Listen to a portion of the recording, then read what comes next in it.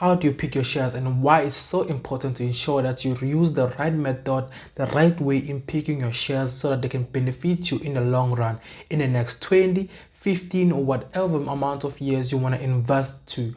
So today we're diving deep into that topic and we're ensuring that we explain it in the way that I am doing it, in a way that works for me. But do ensure that you subscribe to my YouTube channel, click on the notification bell and like this video. So let's get into it.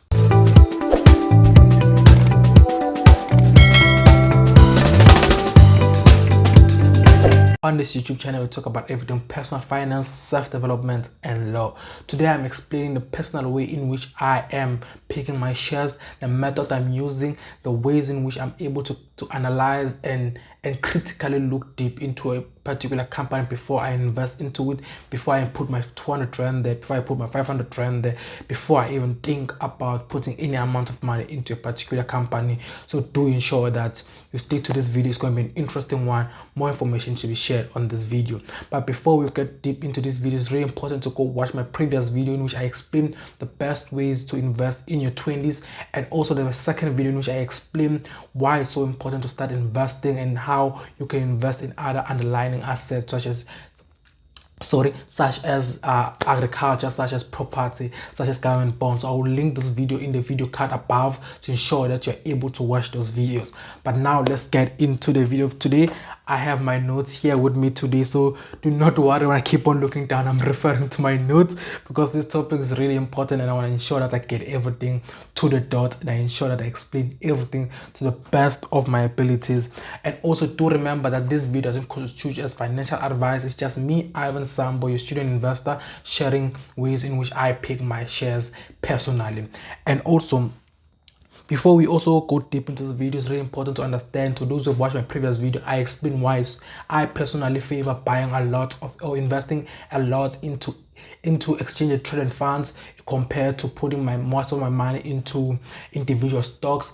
I have a video where I explain that. I'll also link it above to ensure that you're able to watch that video and understand why it's so important for me personally to go for ETF and compared to individual shares, individual stocks, individual shares. I do have individual stocks and I'm proud of them and I keep holding them. I keep on topping them up because I love them, and I've used this method I'm going to share with you guys in buying them, and majority of them are performing well. Currently, out of my individual stocks, 65% of them are performing well, really well. I have only few that are still performing under 5%, and I have two that are still performing in the red. So that's why I'm saying my investment tool, the one I'm using, has shown that it is working. So now let's start by first explaining why it's so important to pick this, to have a method on how you invest your shares. Let's use an example of Capitec. If you had 100 rand in 2005 and you bought 5 shares of Capitec, which back in those days in 2005 cost 20 rand each, today you have so much amount of money because each share that was selling for 20 rand back in 2005 is now selling for almost, let me get this number correctly, for 976 rand today. A Capitec shares that in 2005 was selling for 20 rand only. I'm not adding the dividend that you should have earned over that period of time. I'm just counting alone the capital growth of the stock alone. So if you have 100 rand in 2005 and you bought yourself 5 Capitec shares, today you've been enjoying a 5,000 rand for yourself just from 100 rand. So that's why it's so important to have a method. So people who use this method back in 2005, or people who had a great method 2005 and bought Capitec for a long time and are holding until today, they're enjoying and are reaping the benefits. The same reason I'm encouraging everyone to buy now for the next 15 years, for the next 10 years, for the next 20 years. Do not buy now for tomorrow. Tomorrow you will never see anything. And shares, the market goes up and down every single day. And if you're a person who love listening to the Twitter noise makers, you buy and sell because of people are making noise at Twitter. But if you know what reason you're buying for, you will keep your shares for the long run and you will see the growth like the same way like Capitec Group was in 2005. It was 20 rand, but today in 2020 it's up to, so I need to get this one correct, it's 976 rand. So that's the beauty of ensuring that you invest for a long run. And also, while investing for a long run, another thing that you also need to do, which I also emphasize and I always keep on emphasizing, invest while investing. Ensure that you have an emergency fund, so that whatever emergency happen in your life, you don't need to take money out of your investment. Imagine if you bought shares from Capitec in 2005, and in 2010 an emergency pop up, you lost your house or you lost something that was so much significant to you that you had to withdraw your investment in 2010 because the Capitec investment 2010. Imagine you won't be reaping the reward today in 2020 because you have to use your investment to cover for emergency. But if you have an emergency savings account that's always ready, that's there, and that you keep on topping it up also too, to ensure that it covers 3 months of your expensive minimum, whenever emergency happen, you know that your emergency account will cover it. Your investment will never be touched until the time that you need it for. So that's why also before you pick your stock, ensure that you have an emergency savings account that's ready to protect you. But now let's go into how to pick your shares and the ways in which you do it. This is how I do it. This is Ivan Sam, but this is just me how I do it. The first thing that I do, for me, I look at sales and growth of a particular company before I buy into it. What are they selling? What's the growth of it? I do that by doing a lot of reading. I go to MoneyWeb, I search articles about that particular company. I have conversation with people who are in that industry to understand what are the sales growth of this company. What basically is this company planning to do in the next few years in terms of their growth. I do that. I read a lot of articles. I Google this company. I go to MoneyWeb. I love MoneyWeb. I go to MoneyWeb and look at previous articles published about this particular company. At the same time, I ensure that I look at the share performance also too, and also what exactly are they selling? Is it viable? Do people need it? And do people really buy into this particular product that they're selling? That's the one thing that I look into before I even buy a particular shares or particular company. I invest my money there. No matter if you're investing 5 rand or investing 300 rand or investing 10,000 rand, that's really important to understand. And the second thing I do is to understand the environment or the industry that that particular company is in. For example, if I'm going to invest into Capitec, I need to understand the banking sector of South Africa. What are they really producing? What are they really offering to the banking environment that the other banks do not offer? And also I look into what are the other banks offering that will put Capitec Bank or they put the bank I'm investing into at a disadvantage. So that's the thing that I do. So also I ensure that I study the other competition of that particular company that I'm or I invest into, because it's really bad to invest in a particular company, then the competitor of that particular company you're investing into comes up with a new product that's so likable that everyone wants, that your company that you invested into start losing clients, start losing customers, and people move into this new product offered by the competitor of the company that you're investing into. So for me, I do that too. I have conversation with people who are in that industry.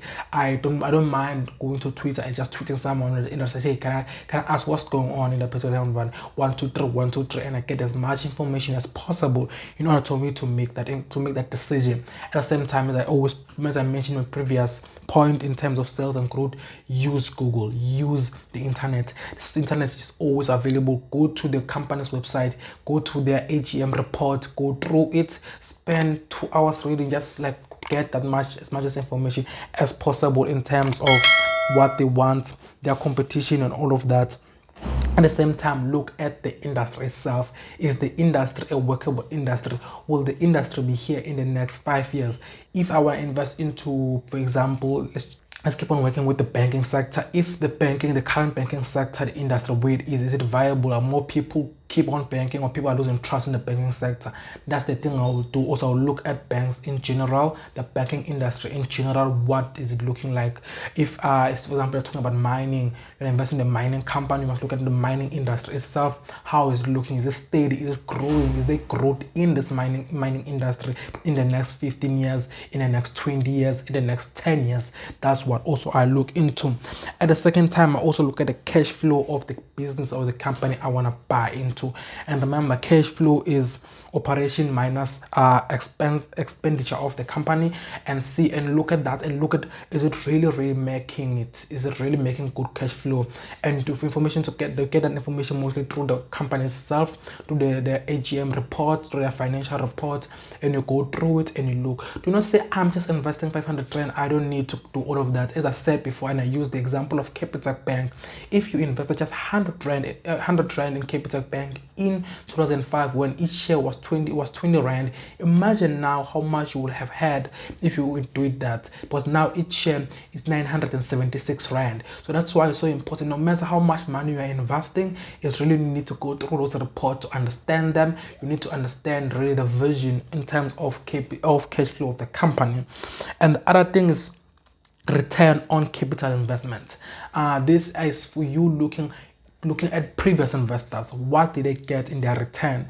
If someone also reinvested last year in Capitec, you're saying, okay, suppose you invested in Capitec last year, how much did you earn in dividends? How much has your share capital growth has been?